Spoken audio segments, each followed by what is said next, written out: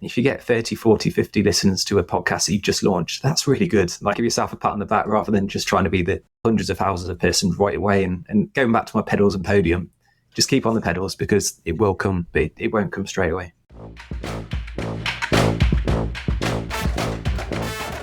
Welcome to Continuing Studies, a podcast for higher education podcasters to learn and get inspired. I'm Neil McFedrin, founder of Podium Podcast Company. We help university podcasters level up. And I'm Jennifer Lee, founder of JPod Creations. Podcasting is broadcasting, and we want you to know you're not alone. In fact, there are many of you higher ed podcasters out there, and we can all learn from each other. That is right, Jen. And as we say, please check out the Higher Ed Pods, higher education podcaster community. Sign up. We are over 1,000 university podcasts in there now, which is an incredible repository, directory of university higher education podcasts and growing. We've got a lot of really interesting stuff, and we talked about it last episode. I'm just going to talk about it again. Haven't zeroed in on the actual date yet, but we've got this upcoming thing we're planning, the Higher Education Podcast Conference. I think we're going to call it the Higher Ed PodCon. Chicago, second week of July is where we're aiming. So hopefully this week we lock down our venue. Email us if you're interested in participating. It's for anyone interested in learning about or working in and around the higher education podcast space. Even if you're listening to this for the first time and you're just starting your journey, it would be a perfect place to come and meet other higher ed podcasters. Really at the heart of it, that's what we're hoping to do. So hopefully next episode, I'll be able to zero in on some specifics here, but we're super excited about it. And hopefully we can see some of you in person in Chicago in July. Love it, because that's one thing, and I know we mentioned before, is when we go to other conferences, there's just such a small cohort of us, and we're like, we want to be with other university podcasters. Okay, so Jen, this episode, we are chatting with John Cheek from the Uni Taster Days, and John is from jolly old England and has a great accent, so that's always good to chat with someone from Britain. They always feel like they're a little bit more sophisticated than us just because of their accent. But John's from Uni Taster Days, and he is the host and founder, I guess, as well, of the Uni Guide podcast. He's got a great voice, and I think he probably has the best last name of somebody that we've interviewed so far. Cheek. Yes.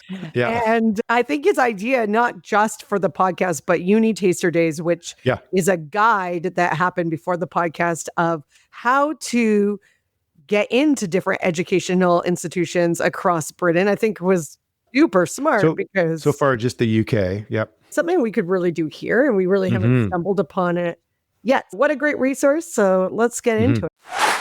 Welcome, John. Great to have you here on the Continuing Studies podcast. Lovely. Thanks very much for inviting me. I'm really looking forward to this chat with you. And we were saying just before we started recording that I'm usually in kind of the seat that you're in asking the questions. So I'm really looking forward to seeing what it's like on the other side today.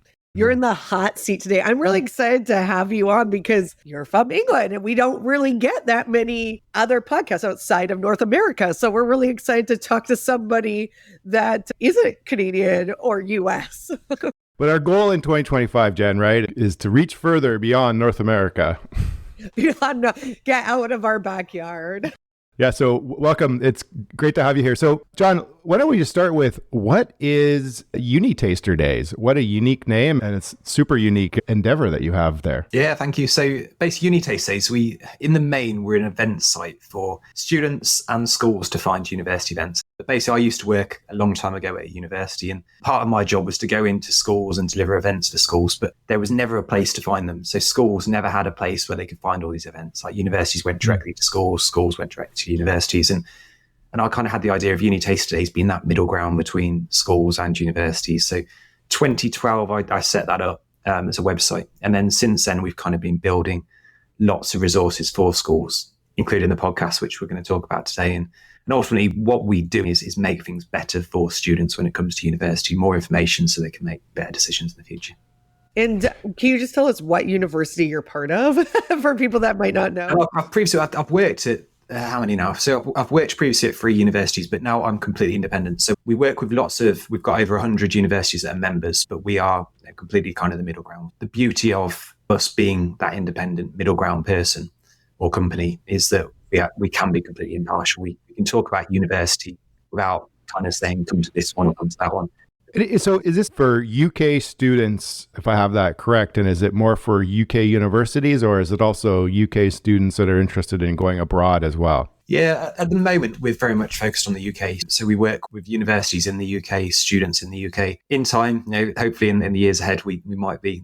Perhaps this is our first step to being international in terms of the podcast, but we haven't yet nailed the UK. We're getting close, but there's still there's a few universities that aren't members, and we're really keen to make them members. And likewise, Uni Tasters were founded in 2012, so we've had a long time to build stuff with schools, but there will be still some schools that don't know enough about us, and we're keen to nail this market and see what we can do to help others. So the Uni Taster Days, it's its own entity, and then you guys have the podcast that relates to that? Yeah, exactly that. So we're a website that has lots of resources, and one of the resources we've got on the website is the podcast, and we've got guides for students to find videos, and we offer this portal where students can find incentives to attend events and things. The podcast is literally being launched back in 2022 to provide students with loads of information so they can go on to make really good decisions. And we have lots of different guests. And ultimately, it's really to help students to make great decisions in the future. That's the main part of what we do and why we do it. That's great. And the podcast is called Uni Guide Podcast, which is an excellent name. Great SEO. And so the target audience for the podcast is students and parents. Is that right? Yeah, it's a funny story in terms of your audience. And one funny story that I bet others can relate to is kind of the journey to where we got to this point. So now the podcast is for students considering university. So in terms of listeners, that's exactly who we're marketing ourselves to support.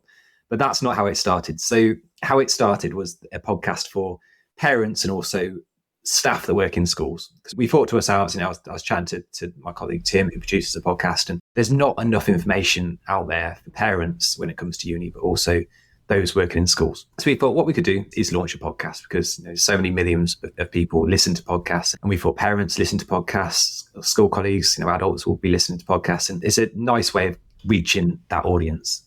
So we launched the podcast for parents and teachers in the first instance, and for the first 4 or 5 episodes, they were the audience we were supporting. But so many contacted us to say the podcast is brilliant, we're going to pass it on to our son, daughter, considering university. And it kept on happening, and we got to a stage where we thought, what, rather than be the podcast that is supporting everyone and potentially then targeting guests is challenging, maybe we should just support students. And there's a lot more students considering university than there is staff in school, so you're then kind of targeting a bigger market. But we're very much student led now in terms of guests on the podcast, but in terms of who we're kind of attracting as listeners. But it's not how it started. And actually, one thing for the listeners that you can take from us is that we didn't ever fight up to about 3-4 episodes in think that this podcast would be driven towards students supporting students considering uni. In the end, it has been. So if you are thinking about podcasts in the future, and the audience is a massive part of it, but for us, we had that situation where we completely changed audience by about 5 episodes in. And the beauty of that, I suppose, is by doing it early, it meant that we're not in the situation where we've been spending 2-3 years on a podcast and then we're going to change angle. Yeah, I love a good podcast pivot story. They're always pivoting. We haven't pivoted this one, yeah. Well, we started so niche, we'd have to just do a whole new podcast then. Like pivot into finance? I don't think that would work with you and I. But this is just interesting to me, because usually Neil and I interview universities or colleges that have podcasts either in the recruiting department or on specific topics like science or arts or law.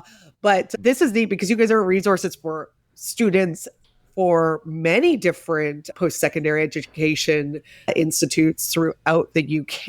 You're not just one thing. And so this is something new. It's kind of like you're creating a mini network on your own, but with one podcast. Yes, it's interesting actually that you mentioned that, Jen. So the funny thing about this podcast is that it's the one thing that I'm asked more about. The podcast for Uni Taster Days is a big part of what we do, but not the biggest part. But it's probably the thing that I'm asked about more from people.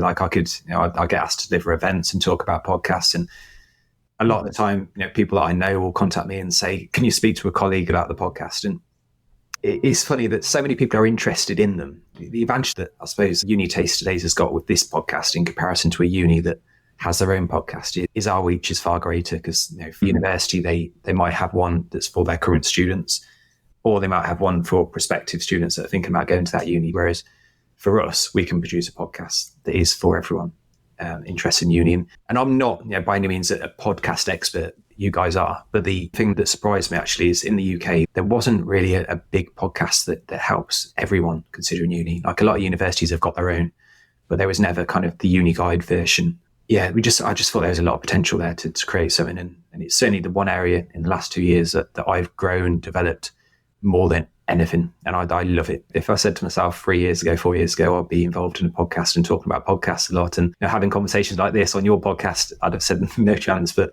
fast forward and really, really enjoy it. It amazes me that we've been at this for, I guess we're coming into our 3rd year now. How often we hear the folks that we interview say how much they love their podcast and being part of it and the people they talk to. And as Jen said, we cover from alumni to academics that are really niched into their subject matter or whatever. But that is something that we hear often, just about how enjoyable it is. For me, and Jen, you'll probably agree, one of the things I've loved the most about our podcast is the people that we've met and the conversations we have. It's an interesting medium that allows us to dig into something and to really get to know the reason behind the podcast and so on and so forth. And I don't think in other ways we would have that opportunity. Yeah, completely agree. And I kind of live by being curious. And I think, the podcast gives you the opportunity to be curious and speak to really interesting people and learn stuff. Like you learn from every single person that you speak to. And podcasts provide that opportunity, whether it's listening to other people's. I like listening to lots of podcasts and I listen to yours, the latest episode in advance of this. It's such a nice way to kind of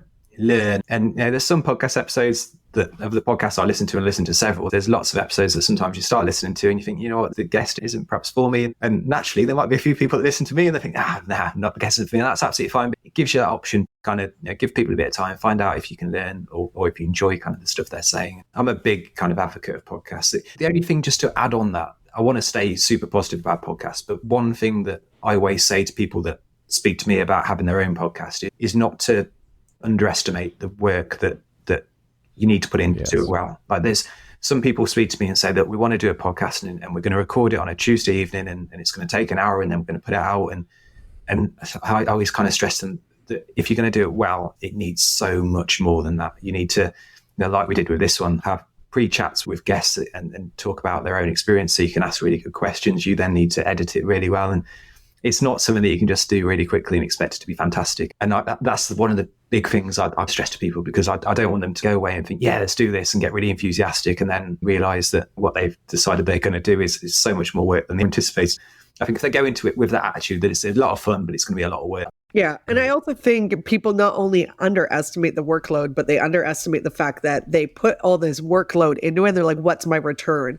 And of course, we always want a return, but I'm finding that the more we speak to different podcasters and the more that Neil and I work with our clients is that there are returns that you would have never thought of. And people always just think of like, listeners and whatever. But it's like, I know people have gotten jobs from podcasts. I know people have gotten new clients from podcasts and their listenership hasn't even been that crazy. One of the schools that Neil and I talked to, which is Stanford, one of their courses is a storytelling course. And they said that these students are in there for like communication or anything. They're just taking this course. And the professor was like, at the end of the course, they just happened to take these podcasts that they created without her asking to, and they got jobs in different fields because I think it just shows that you're dedicated. So podcasting can be used in many ways, but again, you've got to be the catalyst for it. You can't just stick it out there and be like, okay, that's it.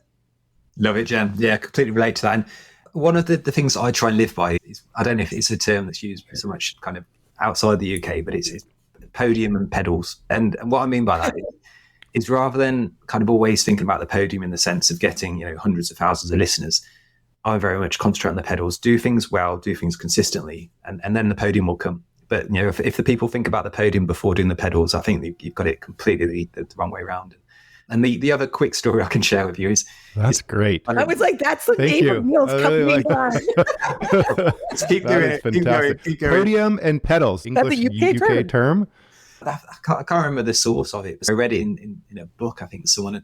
And I could just relate to it really well. And they said pretty much the same thing, that they concentrate, rather than always thinking about the end goal and looking at weekly download figures and streaming figures and stuff, just concentrate on doing things well. Because then if you do things well, the podium part, that will come. But if you go into it thinking podium and I'm going to get the leading podcast straight away, it's not going to happen. You just need to be consistent. You just need to do things well and edit things well, get good audio, get good guests. And that's what I've kind of taken from it. And the other thing, just to extend on that, is I work a lot with universities that travel the UK and go to visit students in schools. And they'll travel, say, hundreds of miles to speak to students. Sometimes they might speak to a group of 30 students for an hour and spend half a day traveling to speak to those students. If they produce a video or a podcast and they had 30 people that listen to it, they'd be like, it's disappointing. But it's still 30 people listening. And I think sometimes with the online stuff that we produce, people expect to have hundreds of thousands of views and millions of views or listens. And, in an ideal world, that would be fantastic if you get that. But if you get 30, 40, 50 listens to a podcast that you've just launched, that's really good. Like, give yourself a pat on the back rather than just trying to be the hundreds of thousands of persons right away. And going back to my pedals and podium, just keep on the pedals because it will come, but it won't come straight away. I'm going to throw a pop culture reference that just happened into the mix here. But I think with just anything, a lot of people don't take the time and realize things are a long-term goal, not a short-term goal. Because even I was just shocked, Demi Moore just won a Golden Globe. And she said that's her first award ever in acting. And she's been doing the career for 47 years. So, you got to sometimes step it up. Take a while. Yeah. So why a podcast? So you were at my math is right, you were at it for 10 years with Uni Taster Days. And then somewhere in your 10th year, basically, you launched a podcast. So you obviously, previous to that, had all kinds of communication tools and channels and whatnot going. Why did you think podcasting, and what have you found from the podcast as sort of part of your quiver of communication tools and channels that you're meeting with a podcast? Yeah, probably if I go back to the podcast launch in 2022, in January of 2022, I listened to podcasts, but I had no plans whatsoever to have one. How things changed is I was invited to go on another podcast. And I had this conversation. It's a university podcast. Ultimately, I came away from that conversation. We had a kind of pre-chat, and I came away from the conversation thinking, I'd love to be more of a part of this. So it's a longer story, really. So I then contacted the organisation that invited me to be a guest and said, look, if you're looking for a sponsor, I'd love to support what you're doing, because it was a podcast to support equal opportunity in education, and it didn't really work out as that organisation that wanted to stay completely impartial. And we have a commercial partner on it. Are we then completely impartial? And I could completely understand their decision, but I still thought, you know what, I could then start exploring my own podcast and do something very different to what they do, but appeal to kind of masses. So I did a bit more digging, and I spoke to a guy called Tim, who now produces our podcast, and he was actually involved in the other podcast, and said, look, I'm very confident I can get some really good guests. I've got these ideas, but what I don't have any expertise on at all is the production side and how we produce this podcast, how we turn a conversation into great audio.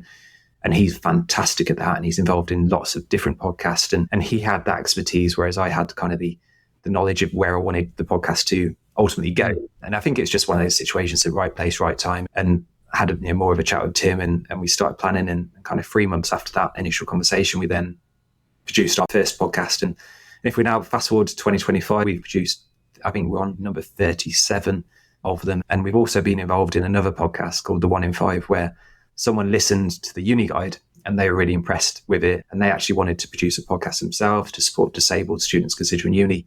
So they then approached us and said, look, we've got this idea. We want to support more disabled students to consider uni, but we haven't got the expertise in-house to produce this. And would you like to be involved in it? And we were like, yeah, that sounds fantastic. So I'd love to have them on too. And we'll put a link to that other podcast in our show notes as well.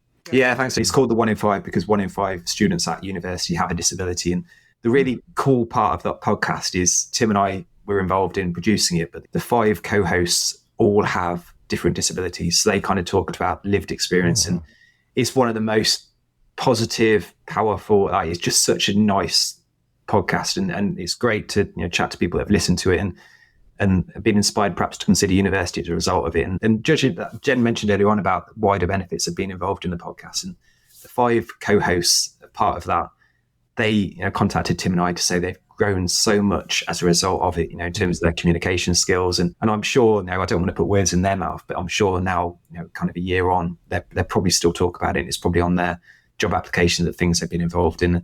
And it was a series of 6 podcast episodes, but if you kind of listen to the first one and then the last one, you can just see how much they've developed. Now, we all have conversations, and it's so much nicer when the guests are relaxed, and you can just hear their tones so relaxed. And you never know, they might go ahead themselves in the future and create different podcasts about different subjects. And that all started from being involved in that 1 in 5. So yeah, lovely to be part of it. And that came as a result of the Uni Guide, and people listening to that one and thinking, you know what, we can approach these 2 and see if they can help us with our one. That's great. One of the things you mentioned, and I can see when I go to the website for the Uni Guide, and you mentioned a little bit, was the student panel and the student participation in the podcast, the Uni Guide podcast. Curious about that. So can you sort of unpack that a little bit for us? How does that student panel work? And tell us a little bit about that strategy. Yeah, it's funny, Neil. The journey in terms of what we do now is very much for students from students. So the advice comes from students. And actually, Tim, the producer, and my role is over the last couple of years has got smaller and smaller. And that is really based on feedback we've had. Like the listeners want to hear from students at university about university. They don't want to hear from a 40-year-old man that previously has attended a uni and worked for a uni. And that's me, by the way. That's not Tim. Tim's much younger. But I thought we could just create something that's like for students from students, and they're volunteers. So we don't pay the students that are part of the podcast. They give up their time to kind of help other students. They talk about their own experience. And how we structure every single episode is we have 2 or 3 students from the student panel, and then we have what we call an expert guest. The expert guest used to be from a university. So it used to be someone that works after a university in the UK. And that worked really well. The content was always impartial, but the worry we had was that some listeners might think that this guest from university of whichever will just want to talk about university of whichever. And we were a bit worried about that. So we thought, by having a guest that's completely external to a university, we could then really, really build the impartiality. And that's how we do things now. But the student panel is so brilliant. They, again, give up their time to help others. And I'd like to think they've got a lot out of it as well. And I'm listening to them over the years, their communication skills have developed massively.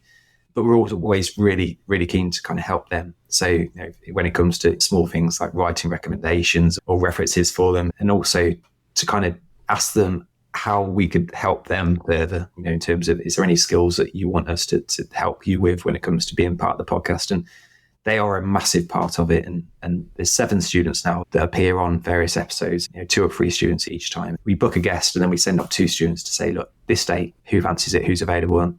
And then students work with us to create some questions for the guest. They're very involved in the whole process. A lot of the success of the podcast is down to them. Tim and I, producer Tim and myself, are now a small part of it. We're more behind the scenes, and we leave it to the guest and the students to create really good content that listeners hopefully will really enjoy listening to. So when you guys are looking for guests, what type of guests are you looking for? I'm actually, at the moment, one of my current jobs is looking at potential guests that can appear on it. And it's what we try and do is find subjects that we think students considering university will be super interested in. And then once we get the subject, we look for people that are experts in that area. And a lot of the time, they're looking for organizations. If I give you an example, the latest podcast that we launched actually just today is all about writing personal statements. So in the UK, if you want to apply for a university, you need to write a page about yourself, essentially, and why you're going to be great for uni. The deadline for personal statements is at the end of this month. So we had that topic. Personal statements are due at the end of this month. That was the topic we wanted. And then we just looked out for people that are doing really interesting work in that space. And the guest that we've got on this episode is a guy called Jonathan. He's worked at 8 different universities for 25 years. And now he runs a completely separate organization that produces newsletters and things to support students. And he was probably the person that jumped out as being the biggest expert we could find in that space. So we approached him. And for the next one, we'll kind of look at deadlines that are coming up in February and then March and student finance and things, and nail the subject. And then once we've got the subject, we try and find guests. And one interesting thing is it's very, very rare when we approach guests. I don't know if you both find this, but it's very, very rare when we approach guests that guests say no. Like usually they absolutely lap up the chance of being on a podcast. And it's probably, I don't know, perhaps why they say yes. It might be visibility, or it might just be that they listen to podcasts themselves and they perhaps just want to be involved in the process and want to know what's involved. And we're really fortunate in terms of guests. We've never struggled. I just think podcasting is a new way of connecting. And it's a new way to basically have a coffee and also get your point across and have a wider reach as we all work on our personal brands. And I really think what you guys are doing is really unique. The fact that you're doing topics that don't pertain to one university, they pertain to many. And the fact that you're kind of getting more neutral guests that are targeted,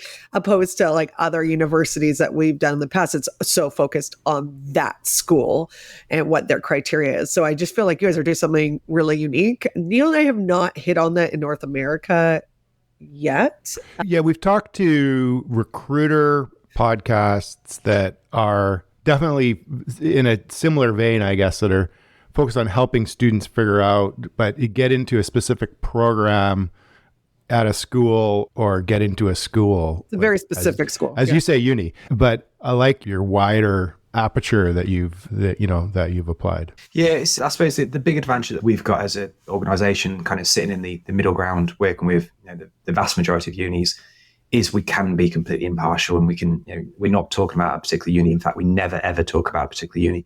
We talk about a university topic, whether it's writing a personal statement, applying for student finance, why you might want to consider university. They're all very central topics, but actually these are topics that 17 and 18-year-olds are going to be thinking about, because university is such a, whether that's universities in the US or universities in the UK, it's such a big decision. And people always talk about the cost of it, but actually I always think it's time. Like, you can make loads of money in the future if a lot of students will make lots of money in the future, but what they can't get is that time they spend at uni. And that's a big part of why we do what we do, is hopefully doing all we can to make that investment of time a really good one, whether it's the university they go to or which course they do. And resources like the podcast, I think, go a long way to helping students with that. It's just smart, because I haven't obviously applied for university for a long time. And I remember the application process was quite convoluted and complicated, and we had the internet, but I didn't have all these resources that we have now. Exactly. And now I support resources that support students considering university. But if I go back to myself when I was 17 and 18, I was absolutely useless. I picked my course based on one chat with a careers advisor in a school. So a big reason why I do what I do now is to avoid what I did looking back, and making things available. And people say there's so much information at students' fingertips now, which there is, but they still got to find it. And actually, the more that we can do, whether it's podcasts, really useful websites, to make that easier. I want to say I commend you on something that's sort of a thread that's come up on a couple of things as we've talked, is how you listen to your audience. And I think that we as podcasters need to spend more time listening to our audience versus just being focused on the next episode and what we're producing and the content. You early on in your podcast, as you mentioned, made that pivot from an audience to more focus in on the students. But then the story you told about the student panel and how that's come about and how the podcast has evolved. And the thread that you've mentioned throughout is listening to your audience and what you heard from your audience. And I just think that's a great takeaway for ourselves, Jen, you and I, but also our audience here as well too. So that is excellent. I think maybe that's a good thing I'm going to remember that for 2025 as I move forward, just sort of how important listening to your audience is. The only thing I'd kind of extend on that, I'm very into, I really appreciate you saying that, Neil. I'm such an advocate of listening to the audience rather than kind of getting absorbed in numbers, which a lot of people will look at numbers first. I don't actually. I try and get feedback from listeners first. And a lot of people will look at, downloads of each episode, but unless you're changing something radically, actually looking at, spending lots of time looking at numbers all the time, I don't think helps massively, because you haven't changed your approach. Our podcast now is we have an expert guest, we have a student panel, and then we have a chat for about an hour and produce a 30-minute episode as part of that.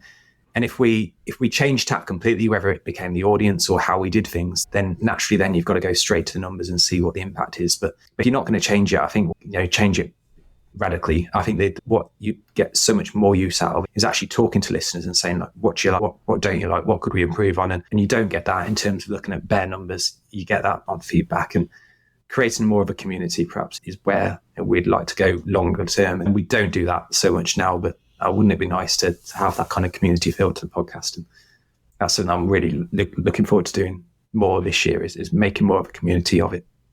I think you're so ahead, because that's an important thing that a lot of people don't do, is listen to their audience. Yes, you can look at the numbers, but if you're not listening to your audience, how are you going to grow? That being said, you already gave us one great tidbit, but just in general, in the university post-secondary podcasting space, is there something that you hear other podcasters do? You don't have to throw anyone under the bus, but anyone in that space that you would love to change, or something you'd like to see in the post-secondary education podcasting space that you haven't seen or you'd like to fix?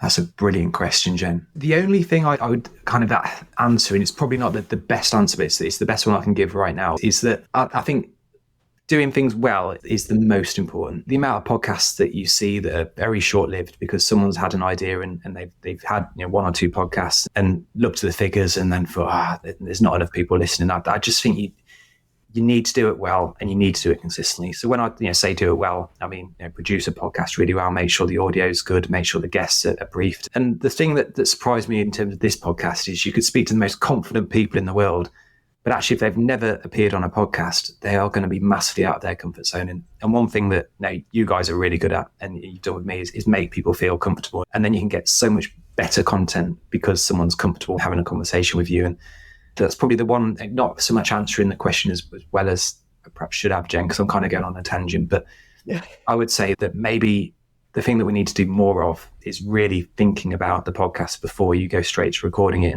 and taking more of a long-term view of it and say, look, we're going to do this for 1 year, whether it's 12 episodes, if you do it monthly, or if you do it weekly. I wouldn't suggest doing it weekly, perhaps for a university podcast, but if you did do it weekly, it's 52, so do it weekly. Say if it's 12 episodes, and actually committing to it and saying, look, I am going to do this consistently for this period of time.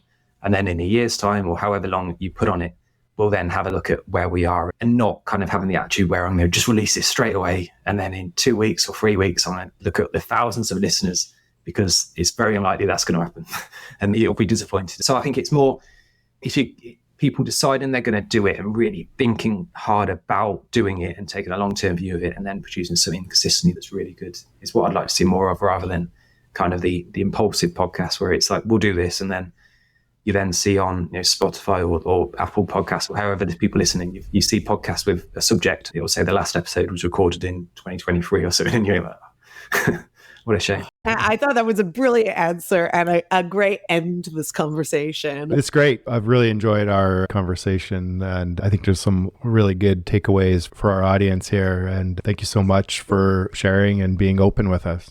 I've really enjoyed this, and I've also enjoyed listening. I'm so glad that we had the initial conversation, because now I could find out more about the stuff you're doing, and you've certainly gained a listener now. So I'll be listening to future podcasts that you do. Love it. Keep gaining one listener at a time through guesting. Well, Jen, another awesome conversation there. I really enjoyed our chat with John. It's too bad we were supposed to also have his producer, Tim, join him. We had some technical glitches there off the top, and it didn't quite work for him. We're going to have Tim on separately. He actually works with a few other podcasts that are sort of in and around the space that look pretty interesting. But great chat we had with John. I really like the pivots that he made with the podcast, and especially sort of how he's focused in more and more on actual prospective students looking to get into university. And, he's brought more students into it. So like his voice is kind of pulling back a little bit, and it's more students' voices for students. I thought that was a really interesting, I guess not necessarily a pivot, but a really interesting evolution that he's made with the podcast. I love to see that when podcasts make changes along based on what they learn and hear and feedback they get from their audiences. Yeah, I also like the fact that he mentioned a lot of podcasts, when you're doing a specific university, you're tied to that university. Right. And that he said this one, it's like you can interview many different universities and get feedback from not just what is it like to apply to them, but going back to your earlier point of having the students come on in their voice about really what their thoughts about going to university and things that they struggled with. And it's not just about the application process. It's like afterwards getting in, and it's like, well, how do you get a dorm? Like they do various topics of like, where's your community? How do you get new friends? And then from that, to be able to hear in the student's voice, I think is just fantastic. So yeah, anyway, another great episode. Yeah. And that's what really makes this podcast unique, because I think when we are all thinking about post-secondary education, we want to ask those questions, but we don't have someone to tell us that, because at the end of the day, university isn't right for everybody. It's not something that everybody should invest time into or money. And maybe it doesn't mean like you're not successful. There are like a lot of entrepreneurs that never even went to post-secondary school, but you got to find your fit. So I think it is a really great resource. Yeah, you're right about the agnostic point of view. We've definitely chatted with a few podcasts that are specific to a university and the recruitment process, and they're super helpful and excellent resources. This is an interesting one coming from the purview of, it's not associated with a specific institution. So it's an agnostic voice, if you will. So anyways, thank you for tuning in to the Continuing Studies podcast, a podcast for higher education podcasters. We hope you found this episode informative and inspiring. If you enjoyed the show, we encourage you to follow and subscribe to our podcast on your preferred platform so you'll never miss an episode. But if you found this episode particularly valuable, please consider sharing it with your friends and colleagues who also might be interested in higher education podcasts. We also invite you to join your peers on higheredpods.com, where you can connect with other podcasters in higher education and learn from others in the field. Thank you for being part of our community. We look forward to continuing to bring you valuable insights and conversations around higher education podcasts. See you in the next episode.